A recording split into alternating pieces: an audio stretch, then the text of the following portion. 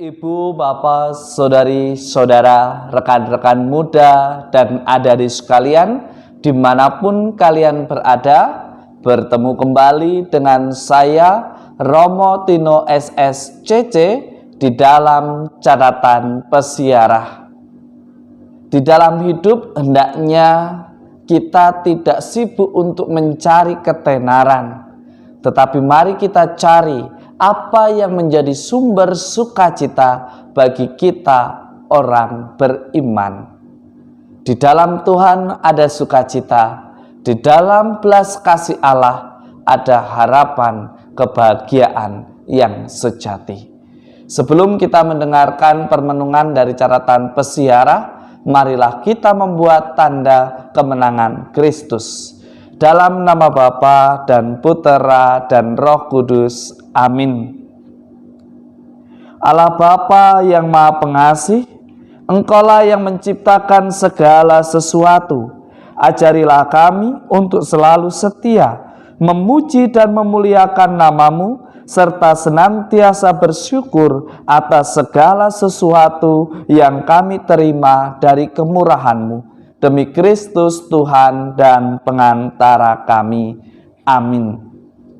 Ibu, bapak, saudari, saudara, rekan-rekan muda, dan adik-adik sekalian yang terkasih di dalam Yesus Kristus. Jelas dikatakan di sana bahwa hendaknya Anda dan saya serta kita semua tidak menabur angin dan akan menghadapi puting beliung di dalam persiaran hidup kita. Itulah pesan yang diingatkan oleh Nabi Hosea. Allah Bapa senantiasa memperhatikan anak-anaknya. Ia dengan setia mendampingi dan membimbing anak-anaknya pada keselamatan. Tetapi banyak dari umat yang dihadapi oleh Hosea justru menabur angin. Maka pantaslah mereka akan panen puting beliung. Kata-kata ini mengajak Anda dan saya serta kita semua untuk berefleksi dan melihat. Seringkali di dalam perjalanan kehidupan kita, kita memilih sesuatu yang menyenangkan diri kita. Kita memilih sesuatu yang memuaskan apa yang menjadi keinginan kita, meskipun sifatnya hanya sesaat. Tetapi hari ini Anda dan saya serta kita semua diingatkan bahwa setiap keputusan yang kita ambil membawa konsekuensi di dalam persiaran hidup kita. Ketika kita ceroboh di dalam mengambil keputusan, jangan salahkan nanti penderitaan datang silih berganti di dalam hidup kita. Ini bukan soal takdir. Ini juga bukan soal bahwa hukum riba. Tetapi ini adalah konsekuensi dari setiap pilihan yang kita ambil sebagai pribadi manusia yang bersiarah di dalam kehidupan di dunia. Mari kita belajar untuk tidak menghadirkan persoalan di dalam hidup kita dengan lebih bertindak bijaksana, lebih setia dan mengikuti apa yang menjadi rencana Tuhan. Jika Anda dan saya serta kita semua ingin dihormati martabat kita, maka kita pun harus berani untuk menghormati martabat sesama kita. Jangan karena mengejar keuntungan, akhirnya kita menginjak-injak martabat sesama kita.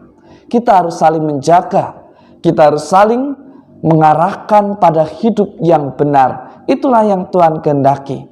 Jangan nanti ketika persoalan datang baru kita mencari Tuhan, baru kita menyesali, baru kita ingin memperbaiki diri kita.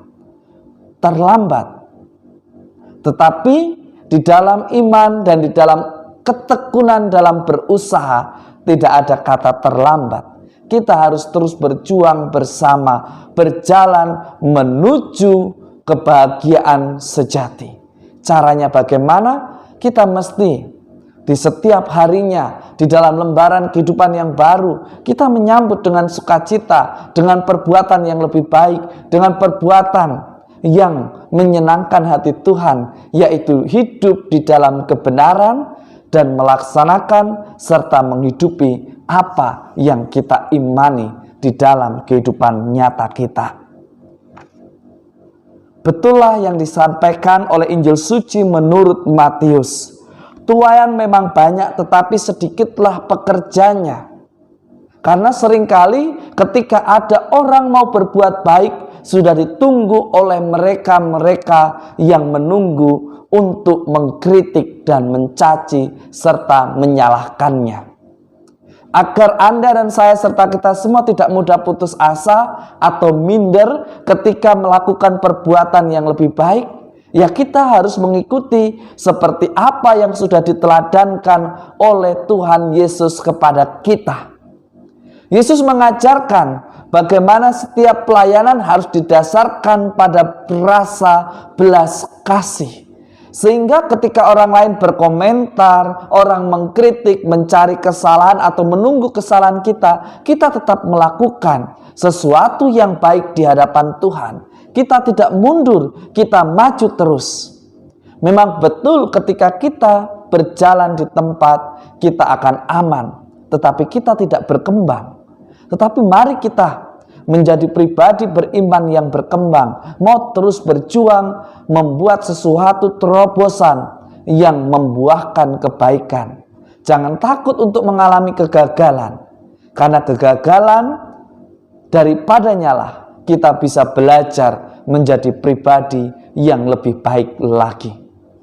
Maka ini menjadi ajakan dan juga sekaligus pertanyaan refleksi. Apakah kita memposisikan sebagai orang-orang Farisi yang senang menunggu dan senang mengkritik ketika ada pembaharuan, ketika ada perubahan ke arah yang lebih baik? Ataukah kita menjadi orang yang sedikit tadi yang bersedia untuk melayani dan memuliakan Tuhan di dalam pekerjaan dan tugas perutusan kita? Ingatlah, tuaian memang banyak, tetapi sedikitlah pekerjanya. Karena itu mintalah kepada Tuhan yang empunya tuaian, supaya Ia mengirimkan pekerja-pekerja untuk tuaian itu.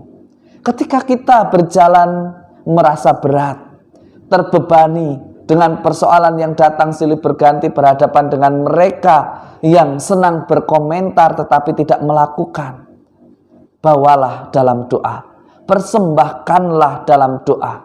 Bawalah para pengkritik itu agar terbuka hatinya, agar tidak hanya mengkritik sesuatu tanpa adanya solusi, tetapi mereka ikut ambil bagian, berinovasi, menghadirkan kesejahteraan bersama. Karena kesejahteraan bersama akan terwujud ketika masing-masing dari kita terlibat untuk memuliakan nama Tuhan di dalam kebenaran. Orang benar dibenarkan, orang beriman memiliki pengharapan, dan orang yang setia akan bersukacita di akhir hayatnya. Semoga berkat Tuhan senantiasa melindungi dan memberkati kita, Bapa dan Putera dan Roh Kudus. Amin.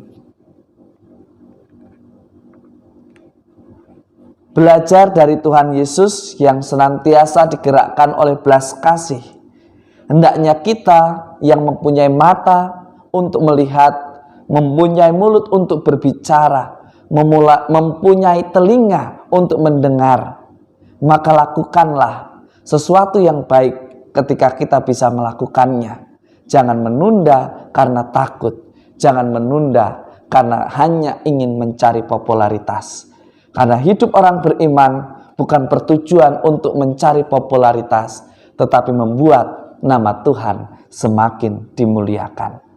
Tuhan memberkati. Amin.